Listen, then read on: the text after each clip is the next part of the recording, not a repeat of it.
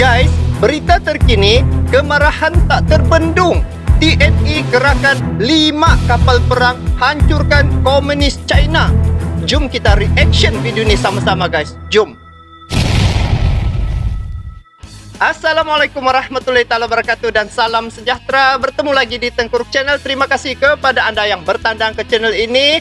Kepada yang baru ke channel ini channel adalah channel berbentuk video reaction. Jadi kepada anda yang sudah subscribe Tengkuruk Channel, selamat bergabung. Salam silaturahim, salam serumpun, salam perpaduan daripada saya untuk anda semua walau di mana juga anda berada guys. Jadi kali ini saya akan react satu tajuk yang memanas guys, menarik perhatian ramai, yaitu berita terkini, kemarahan tak terbendung, TNI kerahkan 5 kapal perang hancurkan komunis China. Ini dia punya tajuk. Tapi sebelum tu guys, ini video saya tengok di channel Kilas Dunia. Jadi kepada anda yang menonton video ni, jangan lupa support juga ini Kilas Dunia punya channel, kerana channelnya ni sungguh menarik bagi saya dan sungguh bermanfaat guys. Banyak info-info berkaitan dengan dunia militer di channel dia ni. Jadi jangan lupa like, komen, sokong, subscribe juga channelnya. Ayo guys, jom kita lanjut. Kita reaction sama-sama video ni yang berkaitan dengan Laut China Selatan, berkaitan dengan China dan juga berkaitan dengan TNI, sehinggakan menghantar 5 kapal perang untuk hancurkan komunis China guys. Jadi guys, jom kita tengok apa isi kandungan cerita ni. Ayo guys, jom dengan kiraan 3, 2, 1, jom. 403. Oh ini masih ada nih. Kalau yang 402 ikuti jejak Filipina dan Vietnam, Indonesia kerahkan kan? kekuatan penuh, kirim kapal selam, kapal tempur hingga jet hadang kenekatan Tiongkok. Nah, ini kalilah guys. China kalau tidak undur lagi, sudah diantar kapal selam pergi sana. Kita dengar guys, apa dia punya berita. Aktivitas militer di Laut Cina Utara baru-baru ini meningkat tajam semenjak Tiongkok kirim pasukan nelayan milisi di kawasan sengketa. Terhitung ada beberapa negara ASEAN yang mengirimkan armada lautnya ke perbatasan Laut Cina Utara. Filipina dan Vietnam dikabarkan lebih dulu berang dengan tindakan Cina kirim milisi nelayannya di kawasan sengketa. Bahkan, belakangan Filipina, Amerika Serikat siap membantu sekutunya tersebut bila perang pecah di Laut Cina Selatan atau yang diganti Laut Natuna Utara. Selain dengan Filipina, Vietnam pun mengaku tindakan Cina di kawasan perbatasan. Melansir dari news.com.au, Vietnam tidak tinggal diam mengenai masalah Laut Cina Selatan dengan mengirim salah satu kapal perangnya untuk melakukan latihan tempur. Kapal perang jenis frigat anti kapal selam modern Quang Trung dan helikopter on boardnya dikerahkan ke wilayah Laut Cina Selatan. Lalu bagaimana dengan Indonesia yang juga bermasalah dengan Cina lantaran sebagian wilayah Natuna Utara diklaim oleh Xi Jinping? Ternyata Indonesia lebih siaga dibanding dua negara tetangganya. Diketahui diam-diam Indonesia mengirimkan lebih banyak armada di perbatasan paling utara Nusantara. Hal itu menindaklanjuti kegiatan Cina yang semakin masif, termasuk klaim atas Pulau Spratly dan Paracel. Selain itu, Cina juga diketahui diam-diam mengirimkan ilmuannya untuk truk mineral di pedalaman samudera kawasan Natuna Utara. Baru-baru ini TNI AL menambah deretan armada lautnya. Diketahui 2 kapal perang KAL Bandang 1172 dan KL Sarudik 1218 menjadi armada tambahan TNI AL untuk menjaga keamanan dan menegakkan hukum di laut. Kedua kapal itu siap menjaga keamanan dan melaksanakan penegakan hukum laut sebagai perwujudan dari tugas prajurit TNI AL yang profesional, modern dan tangguh, kata Laksamana TNI Yudo Margono didampingi Ketua Umum Jalas Denastri Vero Yudo Margono saat meresmikan ship naming atau penamaan dan peluncuran kedua kapal itu di halte Slipway PT Palindo Marine Batam, dikutip dalam siaran persnya. Sedangkan armada laut yang dikirimkan TNI AL di Pangkalan Militer Natuna Utara juga bertambah. Kapal selam TNI AL KRI Ardada Delhi 404 belum lama ini tiba di pangkalan TNI AL Ranai di Natuna, Kepulauan Riau. Kapal selam ini adalah bagian dari kelas Changbogo yang ditingkatkan juga dikenal sebagai kelas Nagapasa. Selain itu ada juga KRI Alugoro 405 yang diketahui telah terlihat beroperasi di Laut Natuna Utara. KRI Alugoro 405 kali ini menjadi simbol. Nah inilah ini guys, lalu yang ini bukan. Kalau yang China tuh, China dan kesigapan TNI masih gini rupa yang China punya itu yang selalu mengiringi kapal-kapal nelayan di Laut China Selatan dan di Pulau Natuna. Dia iring guys. Benteng terakhir Nusantara untuk menegakkan kedaulatan negara di laut. Kesiapan fasilitas labuh di Natuna yang berbatasan langsung ini dengan kapal Laut Cina mana lagi Selatan nih? ini akan menambah operational reach atau jangkauan operasi kekuatan laut hingga ke zona ekonomi eksklusif Indonesia. Dan tentunya sangat sangar, Indonesia didaulat bakal jadi pimpinan eksklusif perang Indonesia. negara-negara Asia Tenggara lawan Cina. Kapasitas ini tolak ukurnya. Konflik di Laut Cina Selatan membuat seluruh negara di Asia Tenggara bersatu untuk melawan Cina. Hal ini Betul. Semua bersatu guys. Malaysia, Indonesia, Filipina. Itu salah satu antara negara-negara yang bergabung untuk mempertahankan itu Laut China Selatan tuh. Sokongan terhadap Indonesia karena guys Cina memang mengklaim padu guys. 80% wilayah Laut Cina Selatan menjadi 80% guys. Manalah Indonesia punya. milik mereka. Padahal Laut Cina Selatan juga menjadi tempat kehidupan bagi negara lain seperti Filipina, Malaysia, Vietnam, dan Indonesia. Tak heran, negara-negara Asia Tenggara mulai bersekutu untuk melawan Cina dan militernya yang kuat, dan Indonesia didaulat cocok jadi pemimpinnya. Mengapa? Betul.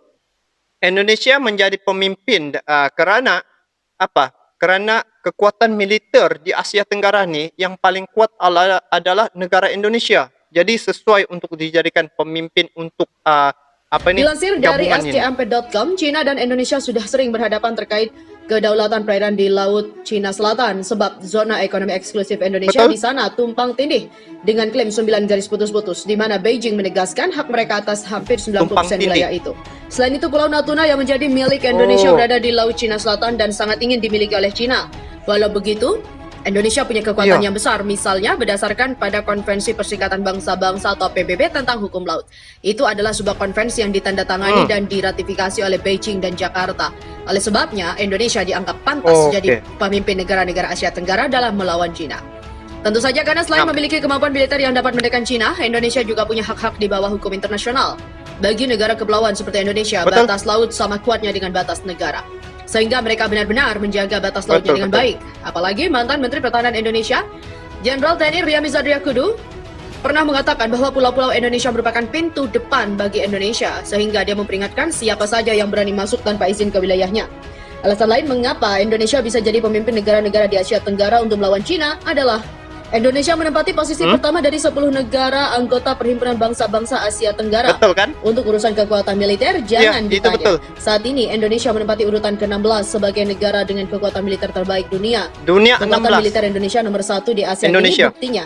Masyarakat Indonesia patut bangga TNI ternyata menjadi yang terkuat di ASEAN. Hal ini dibuktikan dengan laporan Global Firepower terbaru mengenai kekuatan militer 140 negara di dunia per 2021. Kekuatan militer Indonesia sendiri menduduki peringkat 16 besar dunia, sementara negara besar ASEAN lainnya seperti Vietnam, Thailand, Malaysia, dan Singapura memiliki peringkat jauh di bawah Indonesia. Di 2021, kekuatan militer Vietnam menduduki peringkat 24, Thailand 26, Malaysia peringkat 44, dan Singapura di peringkat 40. Lantas apa yang menjadikan Indonesia paling kuat di ASEAN? Dan apa saja yang dimiliki negara-negara tetangga? Berikut ini adalah detailnya. Jika di breakdown, anggaran pertahanan Indonesia tercatat sebesar 9,2 miliar US dollar. Hal itu ditopang dengan kekuatan utama pertahanan Indonesia adalah jumlah pasukan militernya. Tercatat militer Indonesia berjumlah 1.080.000 orang, di mana personil aktif sebesar 400.000 dan banyaknya personil itu juga didukung alutsista dari berbagai matra. Untuk matra udara sendiri, tercatat Indonesia memiliki 458 pesawat tempur, di mana dari jumlah tersebut sudah termasuk 41 fighter dan 15 attack helikopter. Untuk matra laut, Indonesia tercatat memiliki 282 aset, di mana diantaranya 1 kapal perang jenis frigat, 24 jenis corvette, dan 5 kapal selam. Sedangkan untuk matra darat, militer Indonesia memiliki 332 tank, 1.430 kendaraan tempur, 153 self-propelled artillery, 366 stout artillery, dan 63 rocket projectors. Dari sekian banyak alutsista itu, hal yang tidak kalah penting adalah kemampuan Indonesia dalam memproduksi minyak. Di sini tercatat Indonesia mampu memproduksi 775.000 per barel per hari. Sementara pengembangan alutsista yang menjadi investasi pertahanan. Pemerintah melalui Kementerian Pertahanan terus berupaya untuk meningkatkan kekuatan pertahanan militernya dengan modernisasi alat utama sistem persenjataan atau alutsista dari 3 matra guna menjaga keutuhan dan kesatuan Republik Indonesia. Berdasarkan catatan Global Firepower, pada Januari menyebutkan Indonesia menduduki posisi ke-16 sebagai negara dengan kekuatan militer terkuat di dunia. Adapun posisi pertama di Asia Tenggara sebagai negara militer terkuat, serta di posisi ke-9 di bawah Iran dan di atas Arab Saudi. Dikutip dari Antara, bahkan dalam hal anggaran belanja militer, Indonesia mengeluarkan 6,9 miliar dolar AS atau setara 98 triliun. Milik Indonesia Jumlah nih, itu kapal menempatkan selam. Indonesia sebagai negara dengan nilai anggaran militer terbesar kedua setelah Singapura yang memiliki anggaran 9,7 miliar dolar AS atau sekitar 135 triliun. Alokasi anggaran pertahanan sendiri pada Juni 2021 sekitar 136,9 triliun. Jumlah itu meningkat dibandingkan 2020.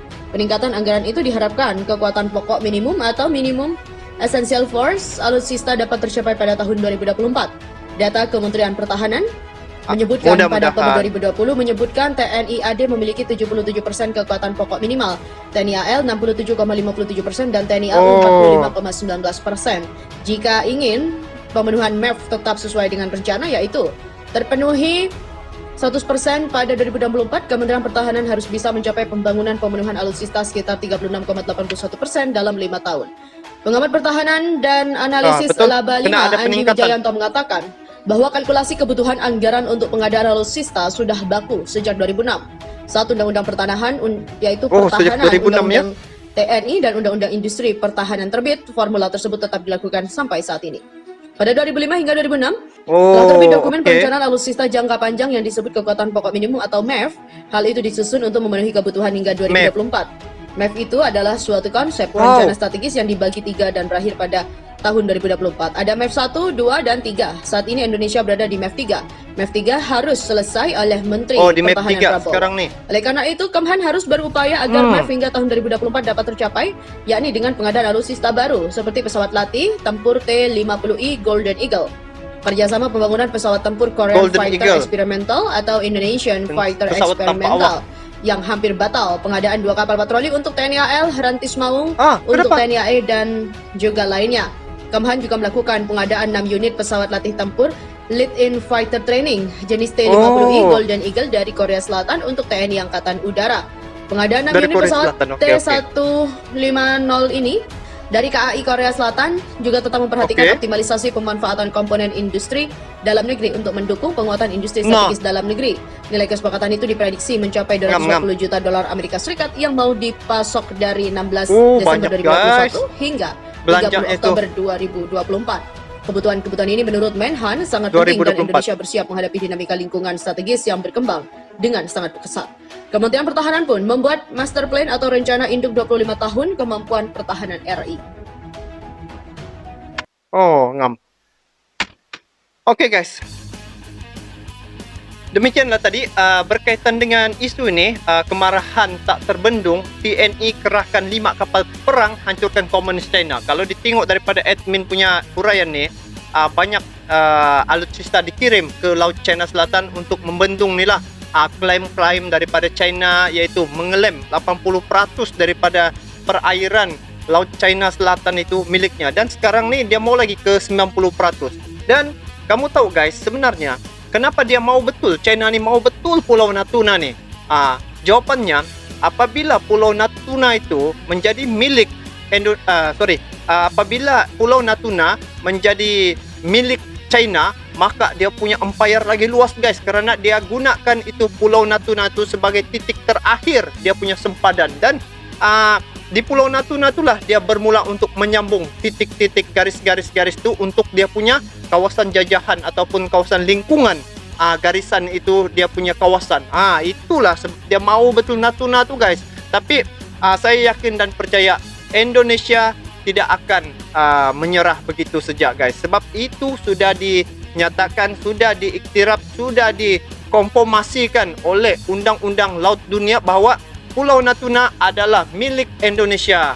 Jadi itulah dia punya punca sebenar kenapa China ni terus mengklaim itu Laut China Selatan tu dan juga Pulau Natuna tu sebagai miliknya. Jadi bagaimana pandangan kalian terkait isu ni? Bolehlah buku hantam di ruang komen di Tengkuruk Channel ni. Boleh kongsi dengan saya guys. Jadi kita bertemu lagi di video akan datang. Assalamualaikum warahmatullahi wabarakatuh.